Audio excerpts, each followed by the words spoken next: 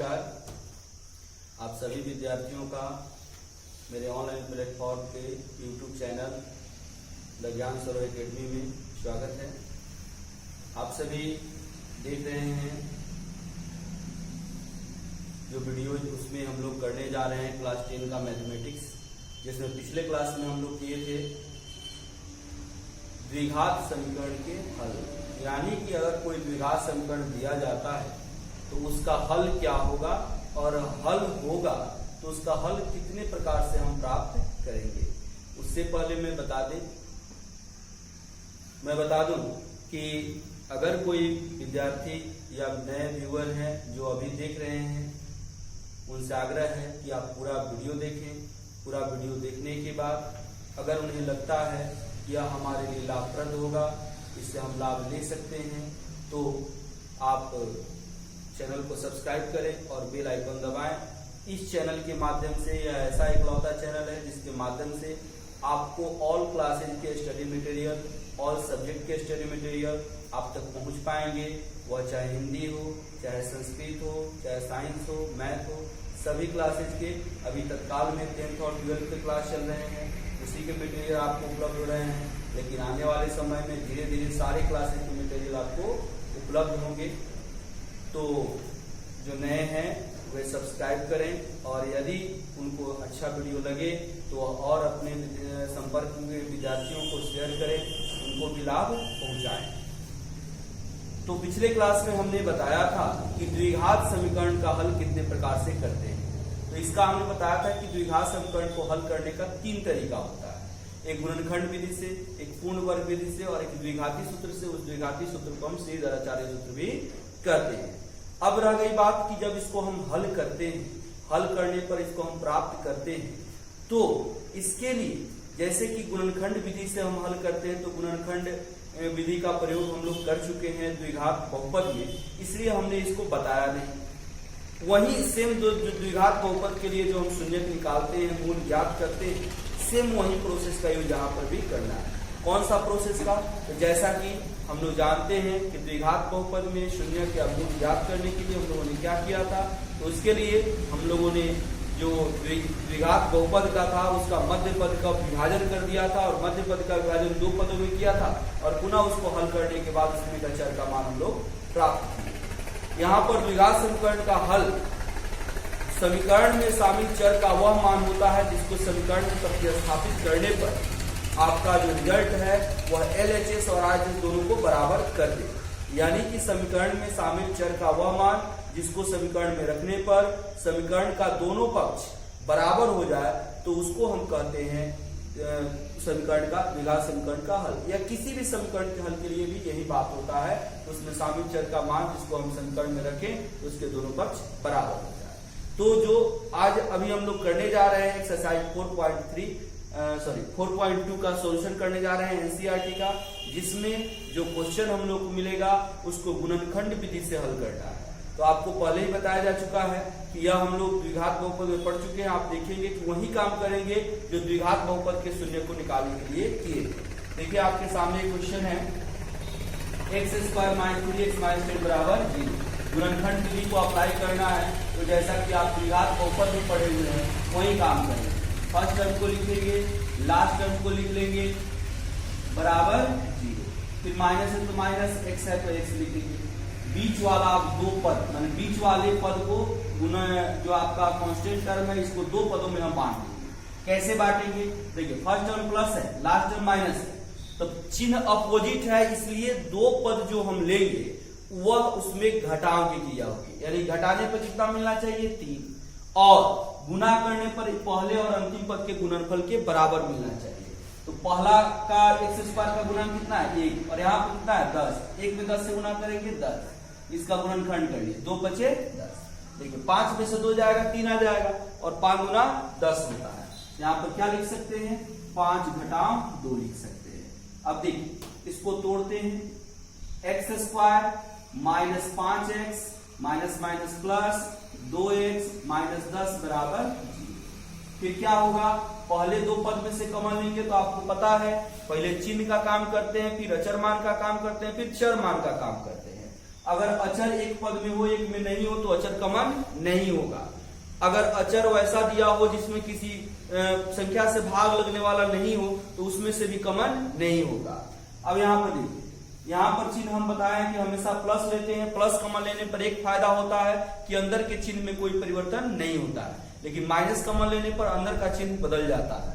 अब देखिए चिन्ह में प्लस कॉमन हो गया, अचर मान यहाँ पे तो कोई अचर है ही नहीं, x स्क्वायर का गुणांक 1 है, यहाँ पर 5 है, इसलिए अचर में भी कोई कॉमन नहीं होगा।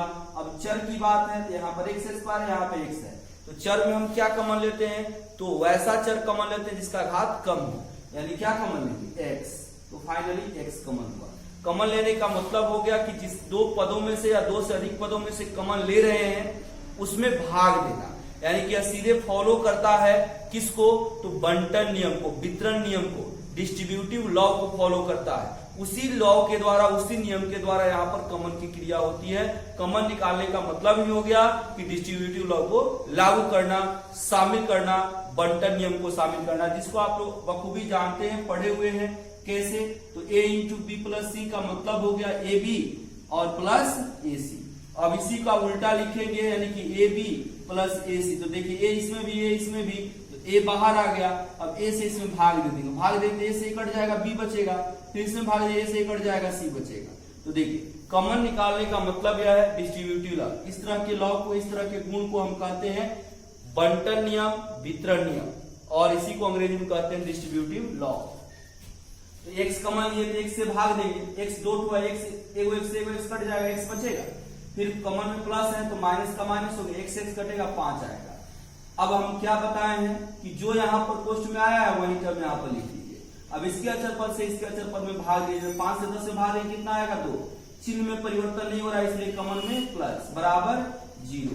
अब देखिए x माइनस 5 यहाँ भी, x माइनस 5 यहाँ भी कॉमन हो जाएगा, यहाँ पर क्या बचेगा, x plus 2 is equal to 0, यह हो गया। अब देखिए अब क्या करेंगे, एक बार इसको इधर लाएंगे, एक बार इसको इधर लाएंगे, तो लिखेंगे जब x minus 5 is equal to, अब 0 बटा इतना 0 हो जाएगा, तो x इज इक्वल टू 5। फिर देखिए यहाँ पर क्या हो जाएगा, जब x प्लस 2 बराबर 0, x इज इक्वल टू क्या हो जाएगा, -2।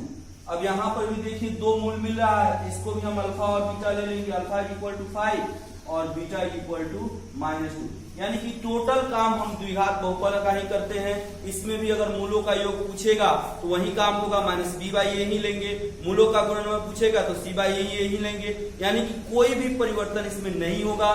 गुणनखंड विधि से जो काम हम लोग किए हुए हैं वही काम यहाँ पर भी करेंगे। तो यहाँ पर पहला में 5-6 क्वेश्चन दिया है, इसमें से एक और क्वेश्चन बनाते हैं, बाकी सब जैसे हम लोग गुणनखंड किए हुए हैं बहुपद में, द्विघात बहुपद में, वही काम यहाँ पर भी आपको करना है। तो देखिए एक और क्वेश्चन बनाते हैं।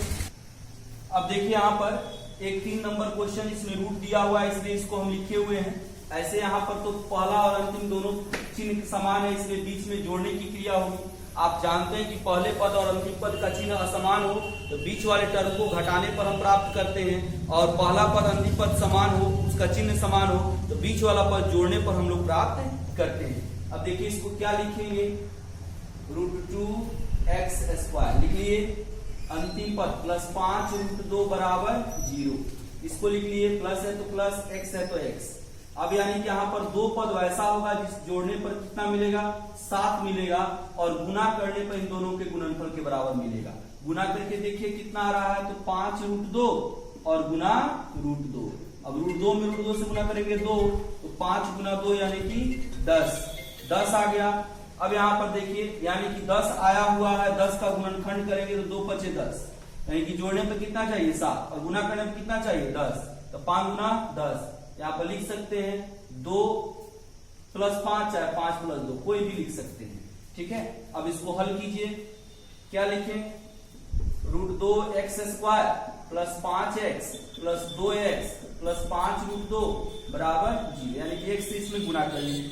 अब देखिए यहाँ पर क्या हो जाएगा, इसमें से कॉमन लेंगे तो अचर पद क्या हो गया, √2 है या 5 है, इसमें कोई किसी भी संख्या से भाग लगने वाला नहीं है, तो अचर पद में से कोई कॉमन नहीं होगा। चर में से क्या कॉमन होगा, x, जिस चर का द्विघात समीकरण होता है वही आप कॉमन ले लीजिए। x कॉमन, 1 से भाग देंगे तो यहाँ पे क्या बचेगा, √2x, इसमें भाग देंगे तो क्या बचेगा 5, अब देखिए यहां पर फिर वही √2x + 5 लिख देंगे। 5 से इसे भाग दी, 5 से 5 कट जाएगा, क्या बचेगा √2, तो √2 कॉमन में आ गया, चिन्ह में कोई परिवर्तन नहीं इसलिए प्लस हो गया बराबर 0 हो गया। अब यह देखिए दोनों में शामिल है तो √2x + 5 कॉमन ले लिए, क्या बचेगा यहाँ पर x और यहाँ पर क्या बचेगा √2 बराबर 0। अब देखिए आप जब √2x + 5 = 0 तो √2x = -5, x = -5/√2। इसके बाद देखिए जब x + √2 = 0 तो x = -√2 यानी कि अल्फा कितना हो गया -5/√2 और बीटा बराबर क्या हो गया -√2, यह हो गया। और देखिए अब यहां पर इसको समझिए, इसमें करना क्या है, यह जो समीकरण दिया है आपको 1/8 दिया हुआ है, इसको थोड़ा सा एक बार सॉल्व कर लीजिए। यानी कि एक 8 है, यानी कि नीचे इसमें हर में 1 और यहाँ पर 8 है, इसका लघुत्तम निकालेंगे तो कितना हो जाएगा 8। 1 से 8 में भाग दिया 8, 8 दूना 16x², फिर 1 से 8 में भाग दिया 8 -8x प्लस अब 8 से 8 में भाग दिया 1 और 1 से 1 में गुना करेंगे 1 बराबर 0। भाग में इधर आएगा तो गुना में क्या आ जाएगा 16x² -8x + 1 बराबर 0। अब देखिए यहाँ पर फर्स्ट और लास्ट टर्म का जो चिन्ह है वो समान है, तो जोड़ने पर कितना आना चाहिए 8 और गुना करने पर इन दोनों के गुणनफल के बराबर, तो 16 गुना 1 कितना आता है 16। अब काम कर लीजिए 16x² लिख लेंगे, माइनस लिखेंगे, x लिखेंगे, बीच का पद खाली करेंगे, +1 बराबर 0। अब देखिए यहाँ पे 16 का गुणनखंड करेंगे 4 गुना 4 यानी कि 4 जोड़ 4 यानी कि 8 हो गया, 4 चौका 16 हो गया। क्या आएगा बोलिए 16x² -4x + 1 बराबर 0। अब देखिए वह बड़ी संख्या जो इसके अचर पद में भाग दे तो कौन आएगी 4 हो जाएगा, और चर कौन है x, 4x कॉमन हो गया, भाग देंगे तो 4 चौका 16 4 हो गया, एक x से x कट जाएगा तो x हो जाएगा, फिर माइनस का माइनस 4x से 4x कैंसिल हो जाएगा 1, फिर देखिए 4x - 1 यानी कि यही टर्म यहाँ पर रख दिए, अचर पद से भाग दिए, 1 से 1 में भाग देंगे 1, चिन्ह बदल रहा है, चिन्ह बदल रहा है तो कॉमन में क्या होगा माइनस = 0। 4x - 1 यहाँ पर है, 4x 1 - 1 यहाँ पर है, तो 4x - 1 यहाँ पर क्या कर लेंगे कॉमन कर लेंगे, क्या बचेगा 4x - 1 = 0।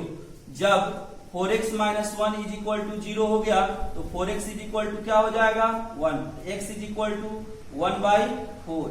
इसी तरह से यहां पर भी क्या होगा 4x - 1 = 0 तो 4x = 1, x = 1/4 यानी कि अल्फा का वैल्यू 1/4 हम लिख सकते हैं और बीटा का वैल्यू भी 1/4 लिख सकते हैं। यानी कि इसके आधार पर बाकी आप क्वेश्चन को कर सकते हैं। अब अगला क्वेश्चन देखेंगे जो शाब्दिक है, यानी कि यहाँ पर समीकरण बनाएंगे।